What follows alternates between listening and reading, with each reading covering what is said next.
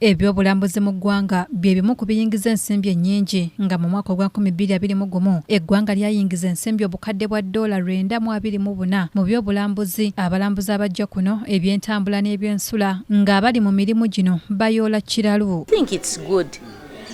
It's a clean town. We have many guest houses in Masindi. We have many good hotels and the place is really nice and cool. Tetwagala osaba minisita kutambula kuba abamu baagala otambula naye kibajjamu oluusi nga tuli abafuna mpola transport oluusi abamu tono tulinawo abakadde tulinawo abato tulabira abantu bangi kati bwebanga batujjeko akantu bazigenda ayitawo bwizi batusobola kufuna ki bakasitoma balungi. Kati okusinziira ku kitongole ky'ebyobulambuzi ekya Uganda Tourism Board kigamba nti ebifo ebimu tebituukanye na mutindo. Bano nga bayita mu tteeka erya Tourism Act ery'omwaka 2008 wamu n'endagaano y'omukago gw'amawanga ga East African Community kibakakatako okulondoola ssaako n'okusunsula ebifo omusula abalambuzi abatambuza abalambuzi ssaako n'abalala. Announcing that we are kick-starting this year with the classification and grading of the hotels. Of course, everyone who was graded even 5 years ago, their grading is no longer valid. Yeah, 5 years has been too long for them to maintain that level or the grading they had. Dr.Lilly Ajarova, Susan Muwenzi akulira ekibiina ekigatta bannannyini Wooteri mu Uganda basinzidde mu lukuŋŋaana lwa bannamawulire ku kitebe ky'ekitongole kino Kololo ne bategeeza nti bamaze dda okutegeka abakugu mu mulimu gw'okwekebejja Wooteri zino ezirina olukusa mu ggwanga eziri ku mutendero gwa 5 star. When it comes to grading now, it is the level of service, the quality of service, the quality of facility. If you don't have a swimming pool, can you be a 5 star? No.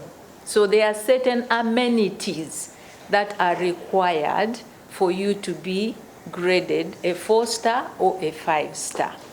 When we have our hotels, when we have our other tourist facilities classified and graded, it will put Uganda at another level. Enteekateeka eno yakutambula mu bitundu okuli Kampala, Mbale, Jinja, Mbarara, Fort Portal, Entebbe, Masaka n'ebitundu ebirala era nga bagenda kutunuulira ebifo ebisulwamu, obukuumi, abakozi baayo ssaako n'ebirala. Okusinziira ku tteeka lino si kya buwaze buli omu okwekebejja Wooteri zino naye bagamba nti gye bujja bandiwalirizibwa okukola ennongoosereza mu tteeka lino kifuuka ekya buwaze. Not 100 which is in plan. Yeah. So after the inspection is now, because there is the requirement, minimum requirement for you to be licensed. Yeah. Do you have a signpost? You know, is there security? When guests come there, are they going to be secure? You know, so there's a whole long list of minimum requirements. Yeah.